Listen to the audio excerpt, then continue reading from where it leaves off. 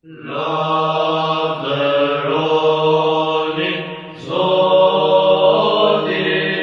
se është i mirë. Halleluja.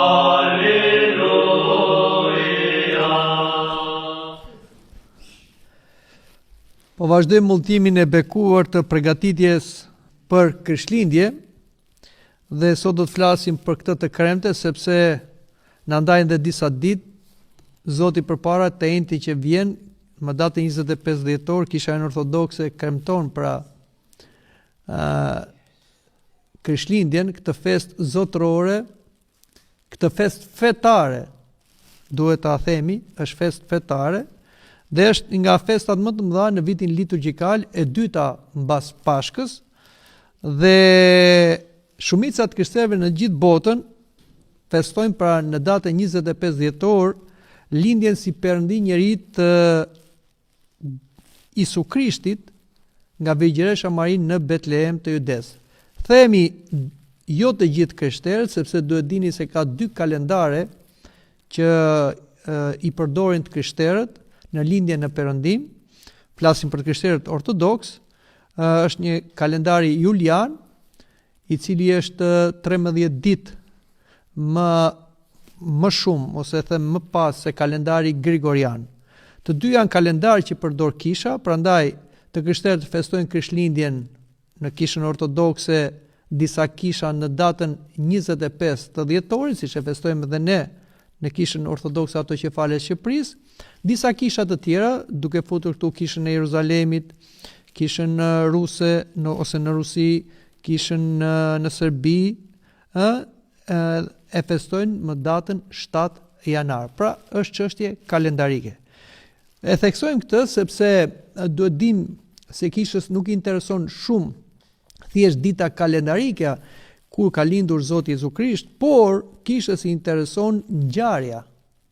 Prandaj edhe ne nuk jemi të fiksuar në çështje datash, nuk i shikojmë ato si fatësjellse, por në Kishë ne kremtojmë ngjarjet që kanë ndodhur në historinë e njerëzimit për shpëtimin e botës, dhe ngjarja më e madhe që ka ndarë edhe historinë e njerëzimit më dysh është lindja e birit të Perëndis në bir njeriu. Prandaj themi para Krishtit, mbas Krishtit. Edhe ata me konceptim ateist ose antikrisht nuk e thon para Krishtit, mbas Krishtit, po thon para erës së re dhe mbas erës së re, prap ata e ndajnë prap historinë më dysh, por historia nuk ndahet në mënyrë a priori, po ndahet nga ngjarjet që kanë ndodhur. Nga ngjarjet që ne e risjellim gjithmonë dhe e festojmë më 25 të dhjetorit, kur biri dhe fjala e Perëndis lindi si bir njeriu, dhe hyri në kohë dhe në hapësirë, dhe siç e thash dhe e përsëris, e ndavi kohën më dysh, para Krishtit, mbas Krishtit. Kështu që kjo fest që e tham është e dyta mbas Pashkës, është e festuar nga krishterët që në shekujt e parë, pra në krishterimin paleokristian. Por e mori formën e saj në shekullin e 4, sepse duhet dim se kjo fest festohej së bashku me pagëzimin e Zotit Jezu Krisht në lumin Jordan. Pra ishte një fest e përbashkës e shfaqjes së Krishtit, ishte një fest e përbashkët e lindjes së Krishtit, e shfaqjes së Krishtit 12 vjeç në tempull dhe pagëzimit të tij në lumin Jordan. Pra, ishin të treja këto të kremte të bashkuara që përmblidheshin në një ditë, po ashtu ishte dhe adhurimi që bënte magët. Por Kisha në shekullin e 4 e ndau të kremten e Krishtlindjes nga paraqitja në tempull ose nga pagëzimi i Krishtit, dhe i dha formën që ka edhe sot. Kisha e krishterë, Kisha katolike, apostolike, ortodokse, në urtësinë e saj e vendosi këtë ditë që të festohej në datën 25 dhjetor si një kundërbalancë të festivalit pagan që festonin romakët ose paganët e lashtë, një fest për diellin. Kjo fest pagane kishte lidhje me solsticin e dimrit, që duhet dim më datën 21 të dhjetorit fillon që ditë nata bëhen të barabarta dhe pastaj fillon dhe dita i merr natës. Dhe kështu paganët e shikonin këtë fenomen astronomik, e shikonin këtë sikur po mundej e keqja, errësira, dimri, që shikoi gjithmonë si një perëndi e keqe, e vdekjes. Prandaj edhe mblidheshin nga data 21 dhe kulmonte kjo festë deri në datën 25 të dhjetorit. Kështu që ishte një festë pagane e lashtë.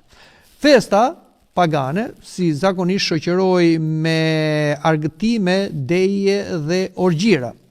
Por në kohën e perandorit Aurel, flasim në vitet 275 para Krishtit, kulti i diellit u vendos në një pozitë më të lartë në të gjithë fetë pagane. Pra, do dim se dielli është një perëndi në thonjza i adhuruar nga popujt e lashtë që nga babilonezët, persët, egjiptasit, grekët, ilirët, dhe ka edhe simbolikën e vet, siç është ai kryqi i thyer ose vastika që quhet, ose ylli me 5 selë pa pend alfa, janë simbole të diellit, ose të tjera simbolika që i shikojmë në artefakte ose në këto gjetjet arkeologjike. Pra njerëzit gjithmonë e kanë adhuruar diellin. Nga padituria e tyre, ata kanë menduar se dielli, i cili sundon gjithë ditën, edhe me dritën e tij ai, si them, ndriçon gjithçka, dhe po ashtu me rrezet dhe me temperaturën është shkak i jetës, njerëzit e shikonin diellin si perëndi. Dhe kishin krijuar edhe emra, perëndia Ra, që thonin egjiptasisht, ishte perëndia diell. Kishin krijuar dhe tempuj, por edhe romakët e morën këtë adhurim të diellit dhe siç thash e vendosën si një perëndi mbi gjithë perënditë e tjera. Kështu që e shpallën diellin si perëndia më e rëndësishme e Romës, Deus Sol Invictus, dhe ishte festa zyrtare e perandorisë romake. Madje u ndërtuan edhe tempujt nga romakët, sidomos dhe në Rom, dhe u vendos me detyrim nga perandoria romake që të festojë pra dita e diellit më datën 25 dhjetor. Kisha, e cila erdhi mbas 3 shekuj martirizimi dhe fitoi lirinë e saj kur Shën Konstantini i Madh, perandori i parë i krishterë në Indiktin e Milanit, në 317-ën lejoi që feja e krishterë të bëjë një fe tjetër, zyrtare e feve pagane në Rom, dhe pastaj kur erdhi perandori Justinian, ai vendosi krishterimin si një fe zyrtare dhe të vetme në gjithë perandorinë romake, por dim që Kisha gjeti këtë ditë ku të gjithë pjesëtarët në perandorinë romake ishin detyruar të mblidheshin jo vetëm në Rom, por në gjithë qytetet e rëndësishme të perandorisë të festonin pra ditën e diellit. Atëherë Kisha ju tha se nuk duhet festoni pra ditën e diellit, ose ta festoni diellin si perëndi, sepse dielli, si yjet, si hëna, janë trupa qellor inert, të gas, të ngurt, të cilët i ka krijuar krijuesi, ashtu siç na thuhet edhe tek libri i Zanafillës, ku Perëndia krijoi qiellin dhe tokën, por duhet dim se dielli, yjet dhe hëna u krijuan në ditën e 4. Jo më kot, në librin e Zanafillës na thuhet që u krijuan në ditën e 4, por treguar se dielli, yjet dhe hëna nuk ishin perëndi siç i faleshin njerëzit, se derisa u krijuan në ditën e 4, pra nuk u krijuan të parët, pra renditja e tyre është shumë më poshtë. Kështu që Kisha i ndërgjesoi, i katekizoi paganët, të cilët filluan të besonin në një perëndi dhe të besonin në Krishtin si birin e Perëndisë, bërbir njeriu, që ata duhet festonin diellin e drejtësisë. Kush është dielli i drejtësisë? Profeti Malakia thot për birin dhe fjalën e Perëndisë, që do mishëroj si dielli i drejtësisë. Pra Perëndia quhet dielli i drejtësisë, ai që bën drejtësi. Prandaj edhe Krishti kur erdhi në tokë si njeri, në fjalët e tij ai ishte i drejtë për drejtë dhe thoshte për vete: Unë jam drita e botës, kush më ndjek nuk do të ecë në errësirë, por do të ketë dritën e jetës.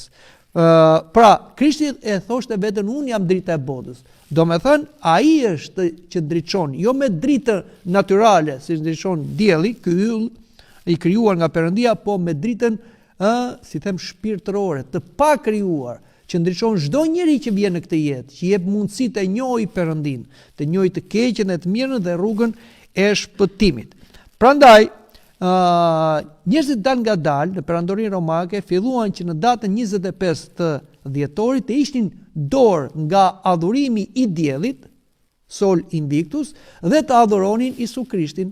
Kështu që ndryshuan edhe format e festave, por kisha mori dhe disa simbolika, disa mënyra se si festoni paganët dhe i krishterizoi ato, i shenjtëroi ato, duke i dhënë një kuptim të krishter. Por më në fund, me urdhër të perandorit romak Justinianit, flasim në shekullin e 6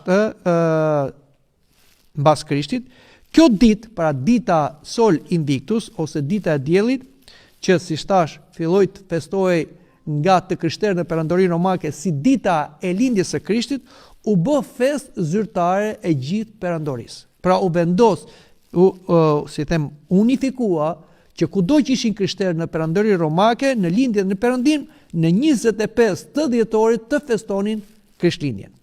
Kështu që kalendari i shumë vendeve pranuan krishtërimin ose lindjen e Krishtit, si thash, si fillimin e një epoke të re, prandaj dhe ne jemi tani në vitin 2025 mbas Krishtit. Kuptoni? Dhe Kisha ortodokse e kremton Krishtlindjen ndryshe nga të krishterët e tjerë ose heterodoksët që nuk janë ortodoks, sepse Kisha ortodokse nuk e feston Krishtlindjen në mesnat, siç e festojnë për shembull në Perëndin Kisha romano-katolike ose dhe protestantët. Por Kisha ortodokse, kjo është një traditë e kahershme e krishtërimit ortodoks në lindje, që e feston Krishtlindjen në të aguar. Pra kur del ylli i mëngjesit. Ylli i mëngjesit nuk është gjë tjetër veç se planeti i Afërditës. Prandaj quhet Afërdita sepse ai lajmëron shfaqjen e diellit ose fillimin e ditës. Kështu që kjo bëhet për të kujtuar dhe atë ngjarje të madhe që ndodhi kur lindi Krishti në Betlehem të Judes. Pra, kur lindi Krishti në Betlehem të Judes, ndodhi një fenomen që nuk ishte fenomen astronomik, po ishte një fenomen hynor. Pra, në zonën e qiellorit të Babilonisë, që në zonën zodiake që e ndanin astrologët babilonez, që i binte zona e peshkut, dhe kjo korespondonte me Palestinën, u shfaq një yll që, siç edhe kemi dëgjuar, i cili ndriçonte ditën dhe natën dhe bënte një ull ndryshe nga yjet e tjerë dhe i drejtonte për nga lindja, jo nga perëndimi. Kështu që astrologët, të cilët shikonin yjet si perëndi dhe adhuronin yjet, duke pasur dhe një profeci të vjetër që nga koha e Mojsiut, kur Balaku, që ishte një magjistar i detyruar nga shpirti i Perëndis, profetizoi që nga Jakovi do dali një yll, do lindet një yll, i cili do sundojë gjithë botën, gjithë njerëzimin me skeptër hekur. Kështu që kur doli ky yll në zonën zodiake të peshkut, që i korespondonte Palestinës, dhe po i shoqëronte drejt lindjes, atëherë këta astrolog kuptuan se ka lindur mbreti i gjithë njerëzimit. Prandaj morën atë rrugë të gjatë për të vajtur në vendin ku kishte lindur mbreti, dhe ne dim që ata erdhën mbas një kohe të gjatë, 1 ose 2 vjet. Pra nuk ishin në stallën ku lindi Krishti, ku erdhën barind dhe gjetën Marin me nënën dhe Josifin, por erdhën në shtëpinë, na thuhet, ku i qëndronte foshnja dhe nëna. Pra erdhën në një shtëpi në Jeruzalem. Kështu që ka ardhur 1 vit ose 2 vjet më mbrapa. Kjo ishte arsyeja që dhe Herodi, kur i pyeti magët Kur e keni parë yllin, atëherë Herodi llogariti periudhën nga lindja e yllit deri nga ardhja e magëve, që mund të ishte 1 vit. Herodi shtovi dhe 1 vit tjetër dhe dha urdhër që të vriten fëmijët nga 2 vjeç e poshtë, sepse kërkonte të vriste mbretin. Kështu që ne vetë krishterët, vim tashmë tek ajo tradita jonë e të festuarit, ne festojmë Krishtlindjen në të aguar. Pra nga ora 5-6 e mëngjesit vim në kish, fillojmë shërbesën që është shërbesa mëngjesore e Krishtlindjes, dhe mesha hynore e Krishtlindjes. Dhe kjo është tradita që kemi ne të krishterë. Prandaj mos u ngatroni, sepse shpeshherë ngatrohet edhe nga mediat që nuk e din ndryshimin që kemi ne të krishterë ortodoks nga krishterët e tjerë romano-katolik, sepse ata festojnë në mesnatë, por ne Krishtlindjen, ndryshe nga Pashka, e festojmë në të aguar. Çështja është që Krishtlindja është një festë që na afron me Krishtin, që është drita e botës, drita e vërtet, po jo drita natyrale e diellit ose drita artificiale, si shohim ne sot, dhe prandaj quhet dhe festa e dritave. Po festa e dritave binatyrore, hynore. Por fatkeqësisht sot njerëzit ulliqen më shumë ndaj dritave të krijuara, pra ka dhe njerëz sot që adhurojnë diellin. Kush janë? Mos u çuditni për këtë, janë njerëz që janë të dhënë bas horoskopit. Pra ata nuk dalin mëngjes dhe i falen diellit, siç mund të bëjnë në disa vende pagane në botë, në afise të prapambetur, por edhe pse kanë dituri, kanë diploma, kanë studiuar shkencën, përsëri rrinë përpara televizorit ose marrin gazetën e ditës dhe shikojnë shenjën e horoskopit dhe interesohen se çfarë ndikimi do ketë dielli, hëna, planetet, yjet ose zona zodiake ku ata janë, për ditën se si do të jetë dita e tyre, se çfarë ndodhin ditën e tyre. Ky është një mashtrim i madh, pra është një paganizëm, dhe fatkeqësisht nëse këta pretendojnë se janë krishterë, këta nuk janë krishterë. Këta nuk janë krishterë, por e tradhtojnë Krishtin sepse bien në idhujtari.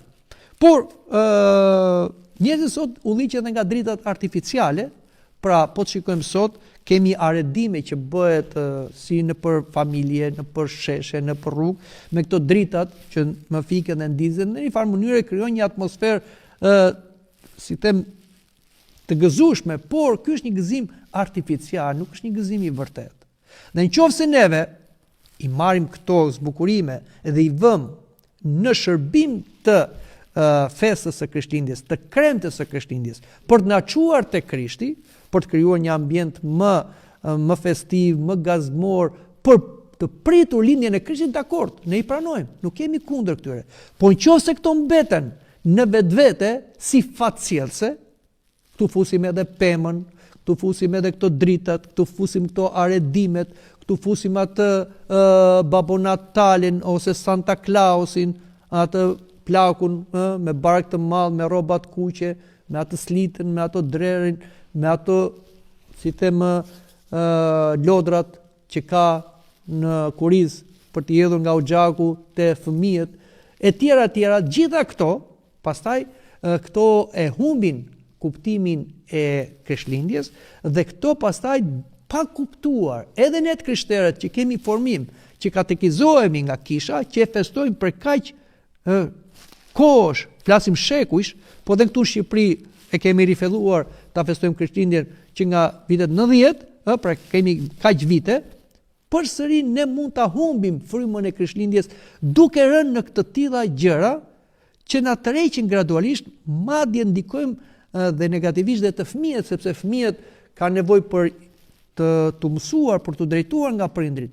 Pra, neve duhet të mësojmë fëmijët çfarë është Krishtlindja dhe ta festojmë Krishtlindjen me Krishtin, me traditën e kishës, dhe jo thjesht të importojmë ose si them të marrim nga jashtë gjëra që nuk janë të traditës ose të krishtera dhe i fusim pasaj dhe i bëjmë sikur janë të krishtera dhe mësojmë dhe veten dhe fëmijët tanë gabim. Kjo është një gjë shumë e gabuar, prandaj duhet bëjmë kujdes, sepse bijem në idhujtari, në besyni dhe ne rrotullohemi si satelit, jo rreth Krishtit, që është dielli i drejtësisë, po rreth frymës së antikrishtit, dhe gënjehemi me këto dritat artificiale, me këto brellat, me këto ngjyrat që fiksojnë njerëzit, jeshilja, e kuqja, ose aq më tepër dhe tek dhuratat që njerëzit ka kaq kohë që po shqetësohen,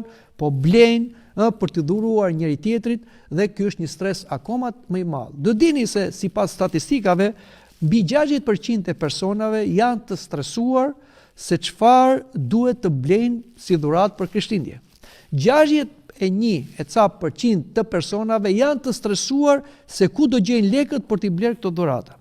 50% të personave, ky është një studim që është bërë, jo tek neve, por në botë, janë të stresuar do t'i pëlqej dhurata që do jap dhe do marr.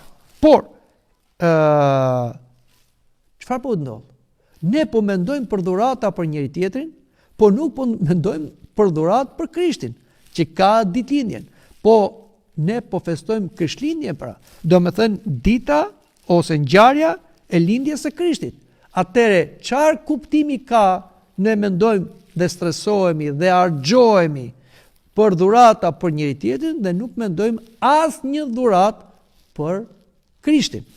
Dhe diçka tjetër, aq më tepër kur mendojmë për t'u argëtuar në këtë ditë dhe harrojmë se kjo ditë është një fest fetare që duhet patjetër të shkohet në kish. Në kish.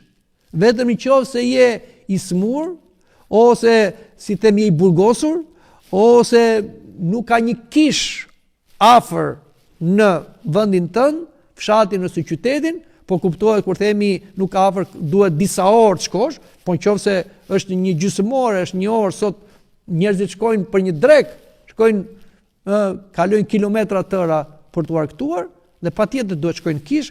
Pra, qëllimi është për të vajtur në kish, sepse vendi ku Krishti rilindet nuk është as shtëpia, as sheshi, as papi, as si themu në qendra tregtare, as restoranti që njerëzit i pronotojnë këto, është kisha pra. Po ti po zvajden kish, ku do ta gjesh Krishtin ti? Atëherë çfarë Krishtlindje po feston ti?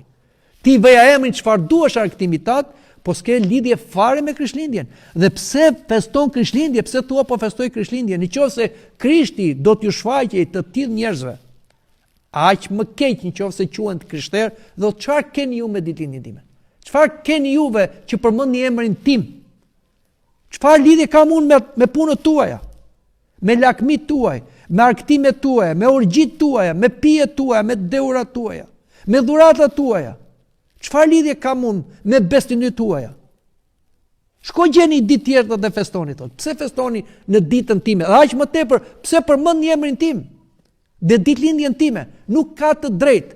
Si thot atje, nuk ka të drejtë mëkatarit përmendi ligjin e Zotit. Nuk ka drejtë. Prandaj edhe neve nuk do të gëzohemi kështu që ja njerëzit po festojnë Krishtlindje. Kisha nuk interesohet për turmën. Kisha interesohet për personat me emër. Ne nuk në interesohemi që të festojmë Krishtlindje pa Krishtin. Çfarë është Krishtlindje? Ne festojmë Krishtlindje me Krishtin dhe Krishtlindja me Krishtin festohet në kish, në shërbesat e kishës, në misteret e kishës. Vetëm atëre pastaj marrin kuptim edhe të gjitha ato argëtimet që bëjmë për festën e Krishtlindjes, të ngërnat, të pirat, dhuratat, argëtimet, vizitat, të tjera. Nëse këtu nuk ka Krisht, bëj çfarë të duash ti. Dhe është një paradoks që unë e kam thënë dhe përsëris, po se them unë, e thonë njerëz të ndriçuar nga Perëndia, që është një paradoks që njerëzit edhe pse për Krishtlindje harxojnë jashtëzakonisht para, është një nga festat më të harxhuara në botë. Triliona dollar, miliona euro me dhurata, me ushqime, me argëtime, e tjera, dhe në fund të ditës, Edhe pse bën një organizim kaq gjigant, edhe me këto drita, edhe me këto aktivitete, e me gjitha, në fund të ditës njerëzit janë dëshpëruar. Kush njerëz? Ata që kanë festuar Krishtlindje pa Krishtin. Janë bosh. Dhe thonë, çfarë ishte gjithë kjo që bëm? Pse e bëm gjithë këtë? Çfarë fituam? Asgjë. Dhe ka një dëshpërim, ka një boshllëk. Madje brenda tyre ka hyrë fryma e antikrishtit. Prandaj nuk ndjejnë asnjë lloj gëzimi. Pse? Sepse zemra e njeriut duhet bushet me Zotin që ajo të gëzohet. Çfarë ka thënë Shën Agustini i Madh? Ti o Zot e ke krijuar zemrën tonë që ajo pajtohet vetëm ose paqtohet vetëm kur ajo mbushet me ty. Kjo është arsyeja që njerëzit, edhe pse i kanë të gjitha, prap nuk janë të lumtur, se nuk kanë Zotin, ju mungon Zoti. Dhe kjo është arsyeja që të krishterët, edhe pse jetojnë thjesht, edhe pse argëtohen thjesht, ndoshta edhe në mënyrë minimaliste, prap ata janë të lumtur. Te shikojmë te asketët, te shikojmë te shenjtorët, te shikojmë në traditin që ka pasur së gjyshit dhe gjyshit tanë, që dhe nuk i kishin këto kushte mirëqenie që kemi sot, ata ishin të gëzuar, ishin të lumtur, ishin në paqe, ishin të shëndetshëm. Po ne edhe pse kemi kaq shumë, prap ankohemi, prap mërzitur, prap në depresion, prap të smur, sepse pra s'kemi Zotin. Dhe aq më tepër kur flasim për ditë të tilla. Duhet kemi shumë kujdes për këtë.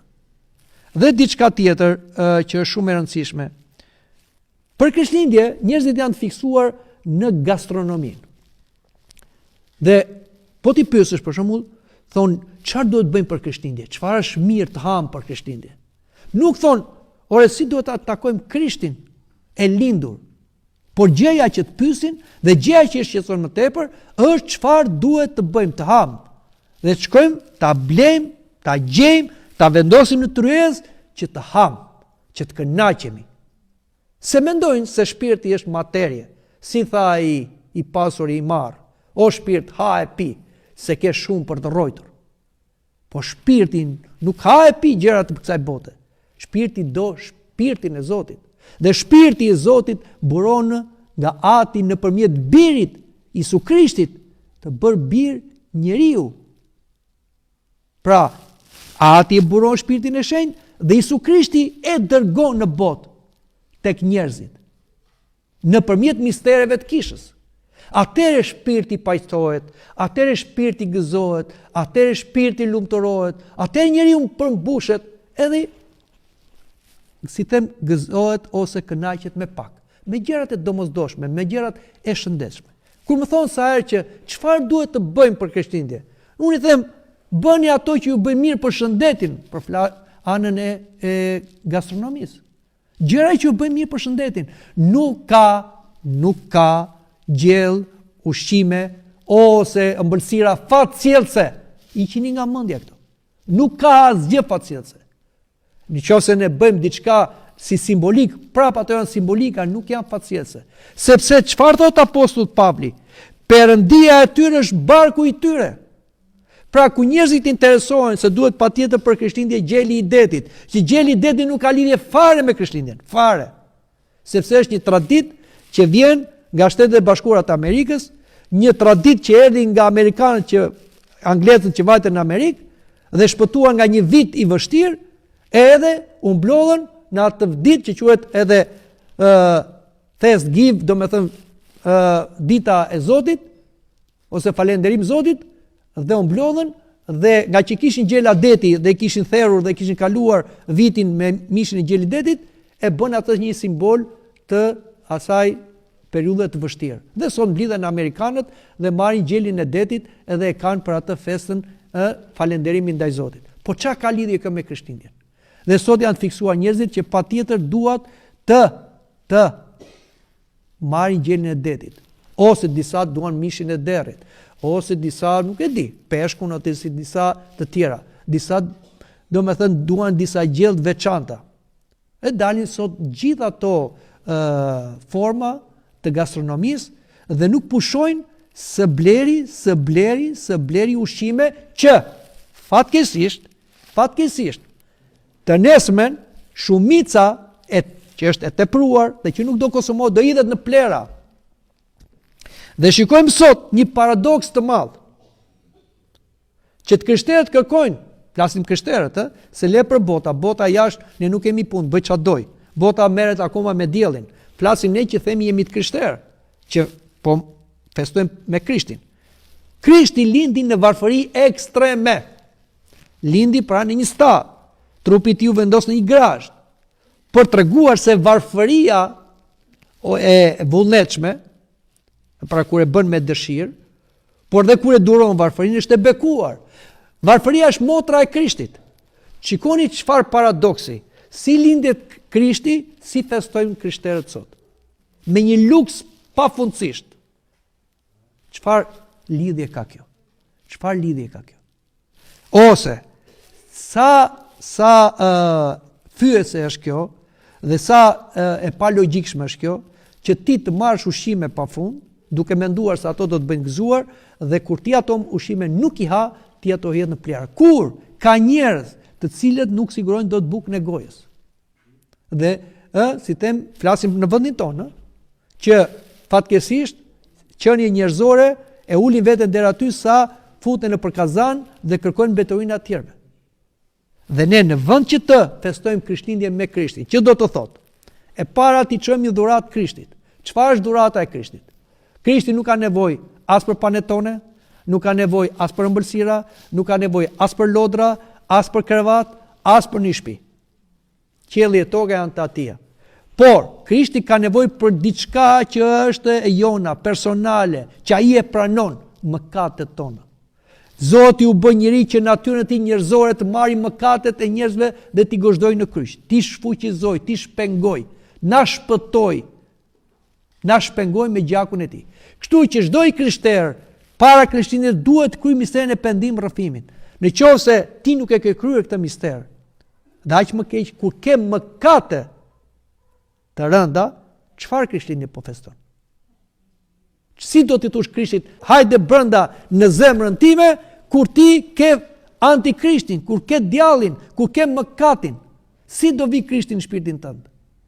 Sepse Krishti nuk ka nevojë më të lindet në shpellë, tani do të lindet në zemrën e njeriut, në zemrën e besimtarit, në zemrën e krishterit.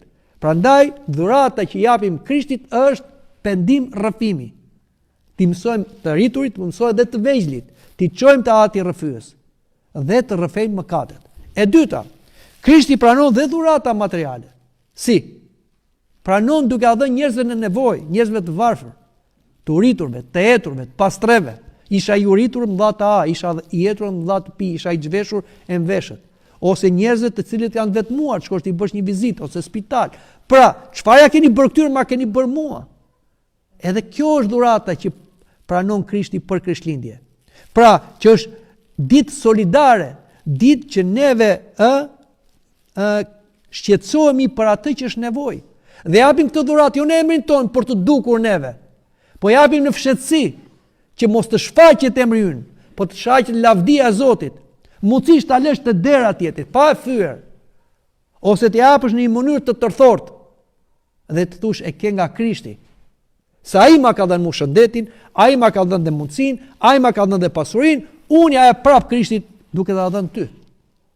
Kjo është Krishtlindja që duhet të festojmë. Dhe atëherë marrin kuptim edhe ato dhurata që ne ja bëjmë me njëri tjetrin. Nuk është keq të ndash dhurata me njëri tjetrin. Edhe brenda familjes, prindër, fëmijë, prindër, miq e shok, por si thot Zoti, kur ti bën drek thot ose dark, mos to ata njerëz thot që do ta kthejnë prap. Fto ata njerëz të çal, të verbër, të smur, që nuk kanë mundësi të ta kthejnë thot, sepse do ta kthej Perëndia. Pra, kur neve ulemi dhe shtrohemi për ngrënë për Krishtlindje dhe të argëtohemi, në qoftë se nuk kemi bërë gjë për njeriu në nevojë, nuk ka kuptim. Nuk do jetë e bekuar e truiza jonë. Dhe e dhurata që do na japim, do na kënaqë për çastin, po pastaj do kemi boshllëk, se nuk e kemi çuar te Krishti, e kemi marrë për veten tonë. Më kuptoni? Prandaj i themi të gjitha këto që mos u mbasim frymën e festës së Krishtlindjes. I përsërisim gjithmonë sepse është e rëndësishme. Dhe çdo kush është i lirë ta festoj Krishtlindjen si doj. Kisha nuk është si inkuzicioni që dënoj njerëzit, por kisha nuk mund të lejoj që të prishet traditat e saj dhe aq më tepër të toleroj këto duke u njësuar me botën. Jo, misia me botën është armiqësi me Perëndin. Sepse lakmia e syve, dëshirimi i mishit, krenaria e jetës nuk është nga Zoti. Dhe bota shkon. Prandaj, neve nuk jetojmë në botë, por nuk shkojmë sipas botës. Ne nuk shkojmë sipas turmës. Të dashur të krishterë, duhet të mbetemi të krishterë siç jemi. Le të na thonë të vjetruar, le të na thonë konservator, le të na thonë të prapambetur, ne kështu festojmë. Festojmë me Krishtin, me traditat tona, me zakonet tona. Dhe kështu ne do bëhemi dhe të veçantë dhe të admirueshëm për tjerët. Po nëse ne do njësohemi për botën dhe si bota, atëherë ne nuk do kemi më dëshmi për të qenë krishterë. Dhe thotë dhe një fjalë Zoti që është e rëndë, që ja tha judeve, por na thotë dhe neve, për shkakun tuaj shahet emri im. Nëse ne quajmë veten të krishterë dhe festojmë Krishtlindje siç festojnë bota, një fest pagane, atëherë ne do bëhemi shkak edhe ata që festojnë nga padia kur nuk do bëhen krishterë. Dhe do na akuzojnë përpara gjykatorit Zotit që këta të krishterët e tu, këta nuk na mësuan, po këta na mësuan të festojmë gabim. A e kuptoni çfarë përgjegjësie kemi ne? Kështu që le të përgatitemi ose të vazhdojmë përgatitjet për Krishtlindje, jemi në kohë kreshme, në kohë vetëpërmbajtje, në kohë pendimi, në kohë rrëfimi, dhe le të përgatisim shpirtin, trupin, shtëpit, dhuratat e para për Krishtin, pastaj për Krishtët në nevojë dhe për njëri tjetrin, dhe le ta presim këtë ditë të madhe të Krishtlindjes me 25 dhjetor me hirin e Perëndis dhe të festojmë bashkë me Perëndin, sepse e thot Zoti, pa mua nuk bëni dot asgjë. Kështu që Krishtlindje me Krishtin. Amin. Laude